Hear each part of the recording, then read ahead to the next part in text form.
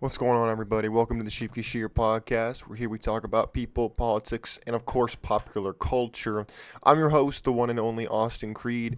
Ladies and gentlemen, I want to welcome you to the best, most educational show on YouTube, where we talk about topics that are a little more off the beaten path. Because if you want to just discuss things that everybody else is discussing, well, that's boring.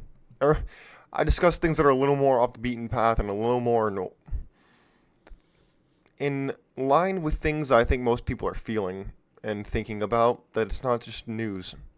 News can be done all the time. I want to do something a little more interesting instead. And my friends, I have an interesting topic for you that really goes back, for me, quite a long way. I don't know if it's something you've experienced or not. I'm pretty reasonably certain you have, as after all, most people have at some point in their life, whether it was a long period of time, a short period of time. My friends, most people have experienced depression. And I'm going to make a statement that a lot of people are out the gate going to reject. I'm fully aware of that. But I'm going to bring up a lot of evidence, both anecdotal, rational, and empirical, and we're going to really discuss this today. Because I'm going to assert right here on this show that I believe that depression is not real. Now, I know, everybody's immediately going to freak out and say, how dare you say that? Well, I need to preface this. I was in a mental institution while I was in the military for 28 days. Okay? So I am no stranger to mental health treatment. I'm no stranger to any of it. In fact, I know more about it than most people because I've experienced it. I'm not a doctor, obviously. If I did, I'd have a plaque somewhere on the wall behind me, which I don't have. But I don't need a doctorate degree to understand reality. Because if I had a degree in anything, which I'm working on getting, actually, but if I had a degree in anything right now, it would be a degree in reality. And understanding how life works, especially for my age. My friends, depression is not real, but you're going to be shocked to find out what is. And before I give you the answer, I want you to know that I want your voice to be heard, whether you agree with me, don't agree with me, whether you want to encourage, just try to discourage me, be my guest. A lot of people have tried. But I want you to let your voice be heard. I believe in free speech. So you can leave your comment on the video you're probably watching on YouTube or on Rumble, or if you listen to the audio podcast like thousands of people have, you're more than welcome to go to my Twitter page, @SheepGetCheered, same name as the channel. You can head over there, follow me. I tweet out questions. I'm going to start working on doing that more. I am still getting used to expressing all of my ideas out loud. I used to just put them in my writings. But now I need to use my voice a little bit more and talk about it. Because, look, I understand a lot of people are more consumers than they are producers. Most people, they like to listen to people who think like them or are willing to say things that most people, they don't talk about it. They don't say it. You look at the news, you look at most shows, you look at really everywhere you can possibly find, and it's all sugar-coated. It's all flamboyant. It seems so synthetic and fake. My friends, I'm not fake. None of this is an act. Anybody who knows me in real life knows this is how I talk all the time. And that's why, quite frankly, I don't have a mountain of friends. I have a few very close friends that I value very much. I don't trust people who have a ton of different friends all over the place all the time, because they're usually a chameleon. But let's get back to the subject at hand, because I want to share something with y'all. Last time I shared it, I tried to share something. I think my audio cut out, so I'm going to make sure this works properly this time. Alright, we should be good. Let me flip the screen for y'all. Here it is. We're going to talk about this is for those of you who are not looking at the screen, this is according to the National Library of Medicine, National Institute of Health. We're going to talk about Freud's idea of aggression turned inwards. Now, I have found this to be true in my own life. I'm going to preface that right away. When I was in a mental institution for 28 days, being given meds, being given therapy around the clock on suicide watch, I learned a lot about myself, the industry. My friends, I didn't just read this in a book. I experienced this for almost an entire month straight. For 4 weeks straight, I learned this was my bread and butter, my oxygen, was reading and trying to make sense of the feelings in my own soul that I had never given the time of day because I thought they were nothing more than a hindrance to my life. And let me tell you something. You're going to reject this.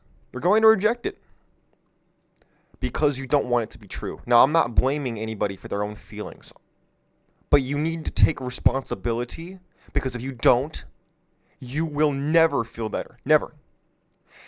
You cannot blame someone else for your own feelings. You can't do it because you will hate yourself even more than you do already.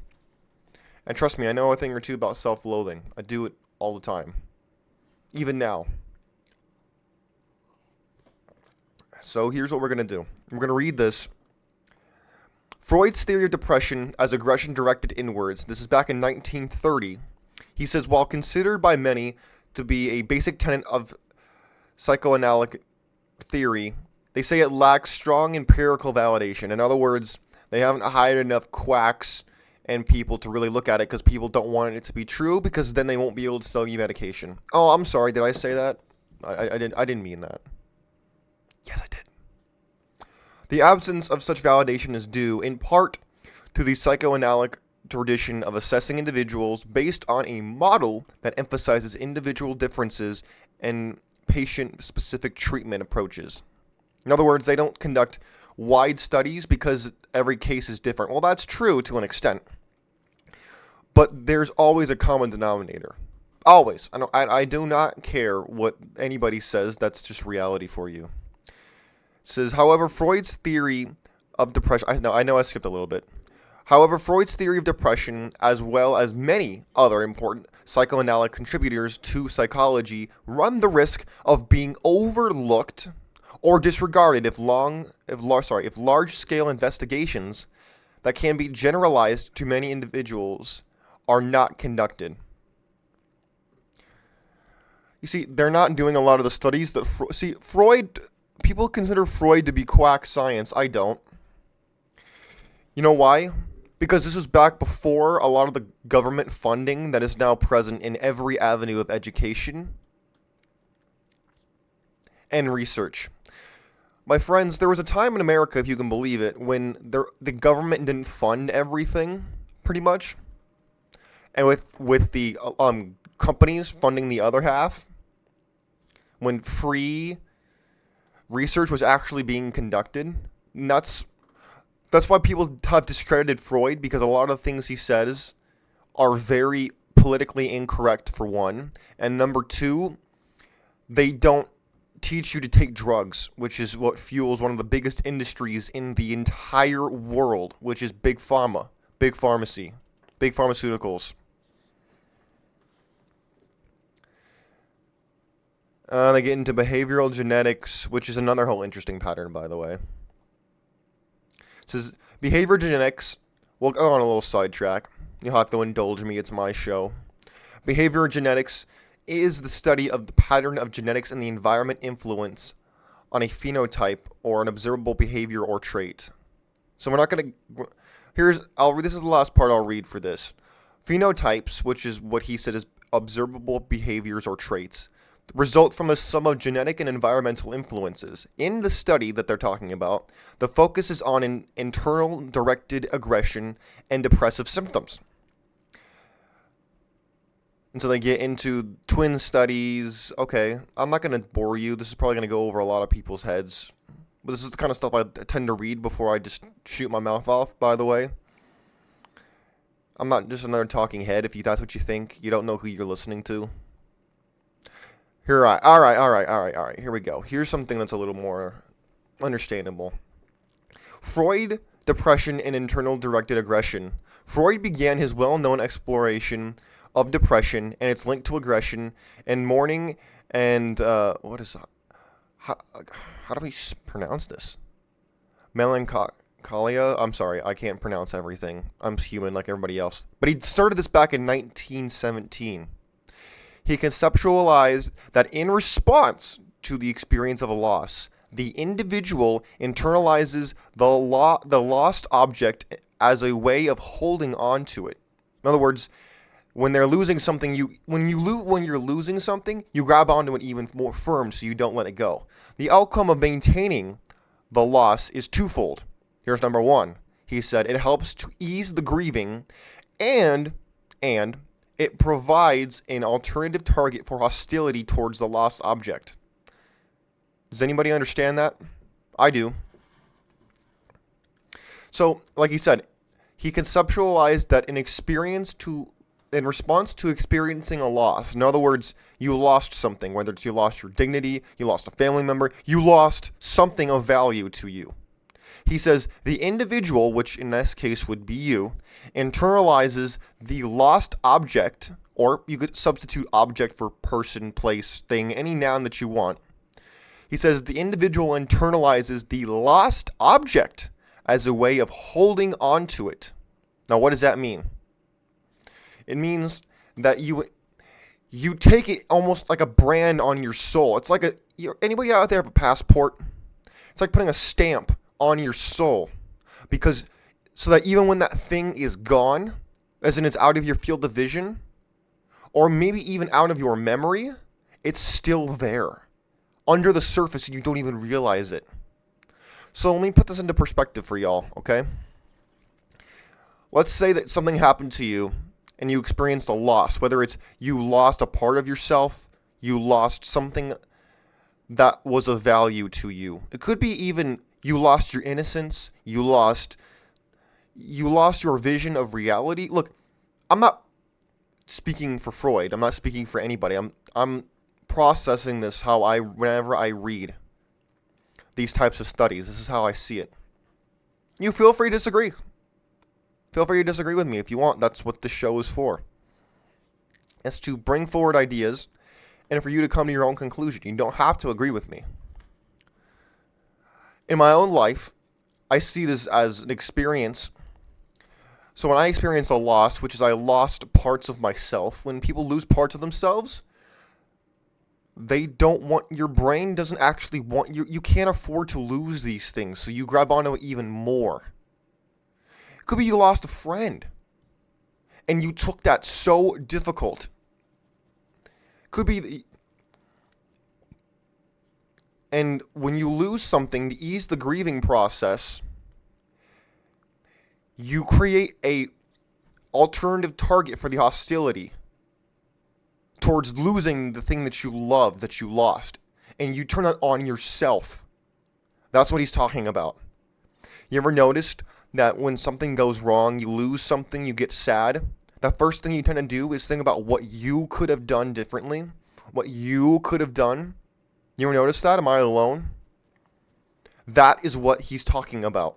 You blame yourself first for something you could have done differently.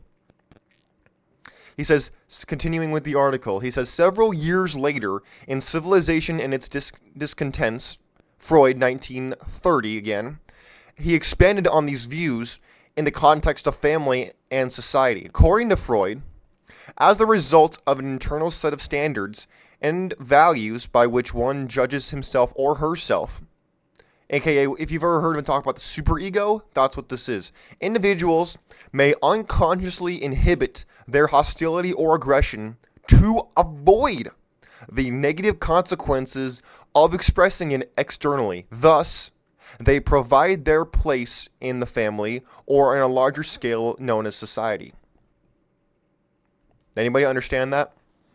Look, I could go down a list of this, and I can summarize it if you want me to, because I know this is probably going to go over a lot of people's heads, not because you're stupid, but because you're just not used to, you're used to listening to TikTok and very mediocre people with very mediocre intellects discuss, and you're also not used to reading literature like this.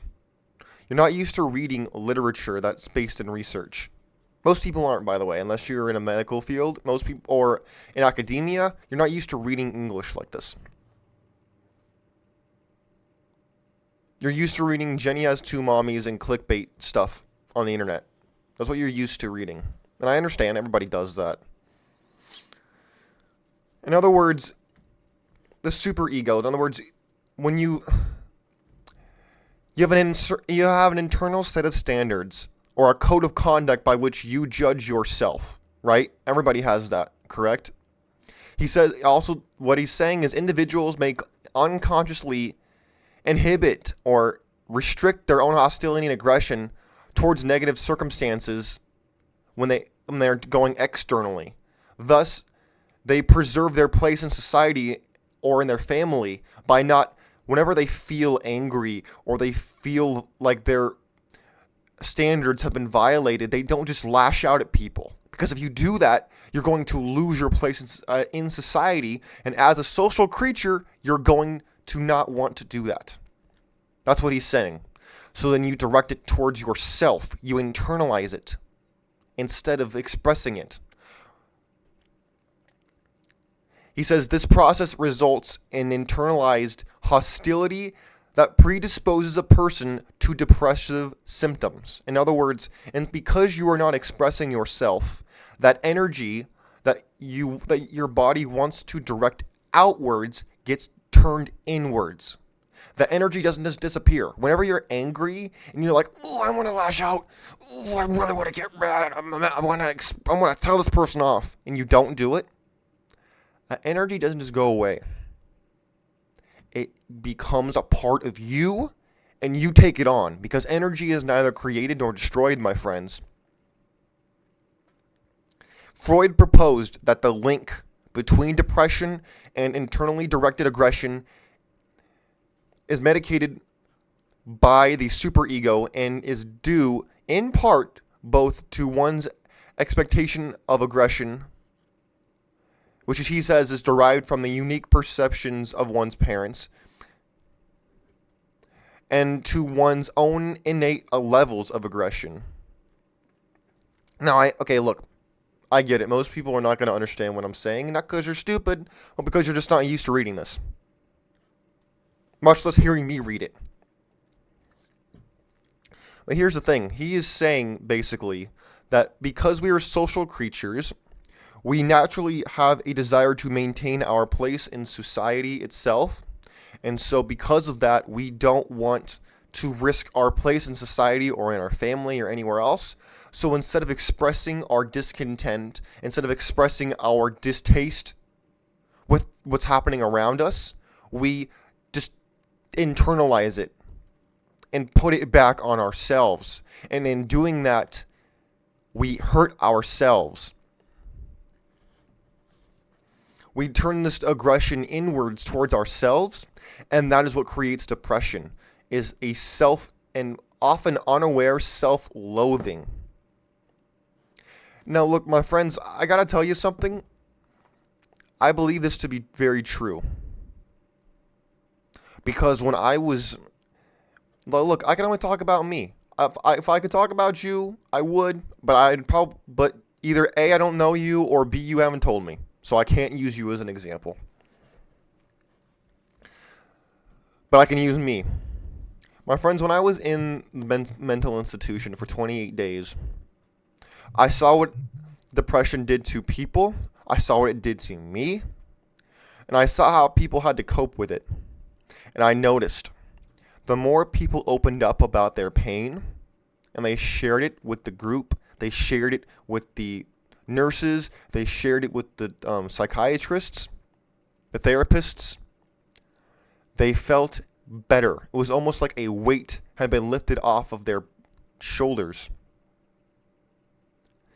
They were getting out all that aggression that had been turned inwards for so long, and they were finally sharing it.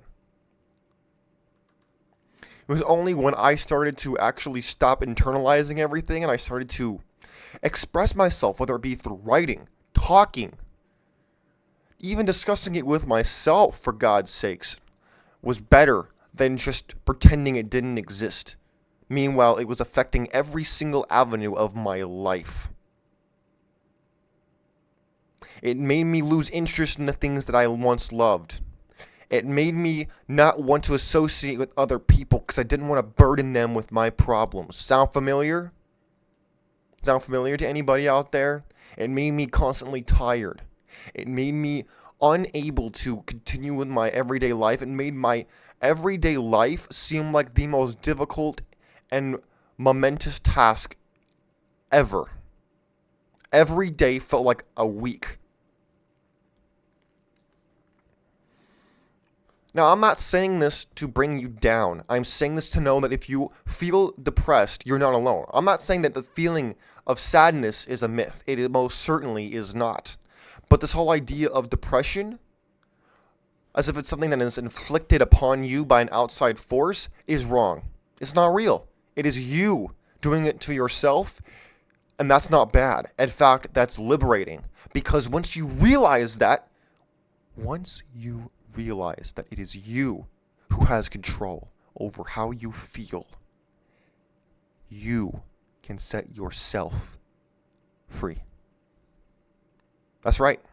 You can set yourself free by accepting responsibility for how you got where you are, and then you will be free.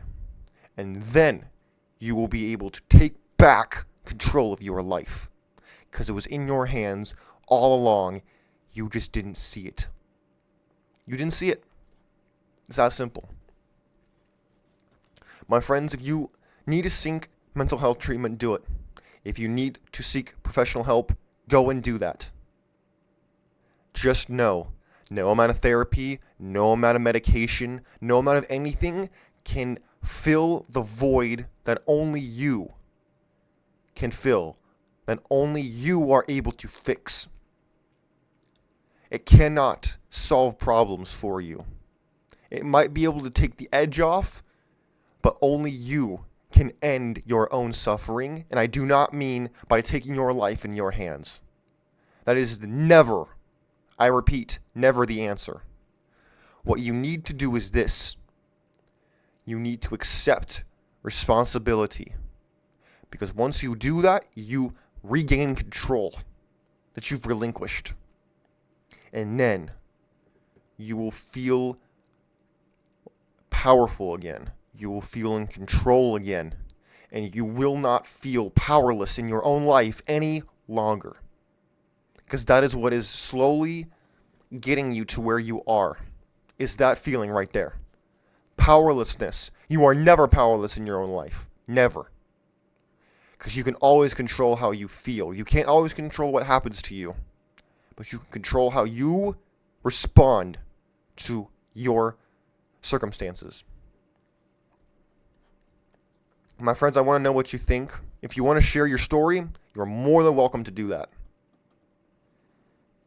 Because it will help give you this peaceful feeling.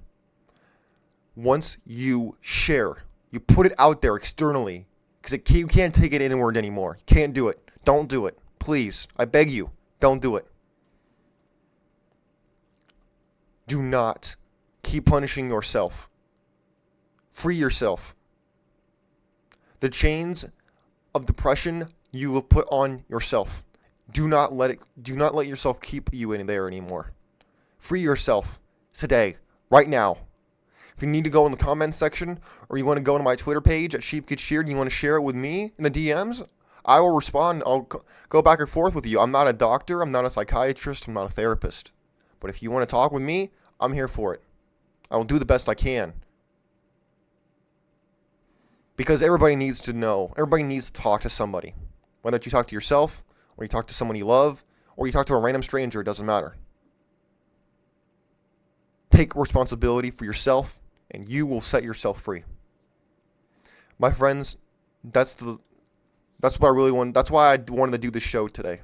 Because no one told me this. I had to figure it out myself. You can do it. Because if I can do it, you could most certainly do it. Anyways, my friends, God bless you. God bless your family. God bless America. I'm out of here. Peace.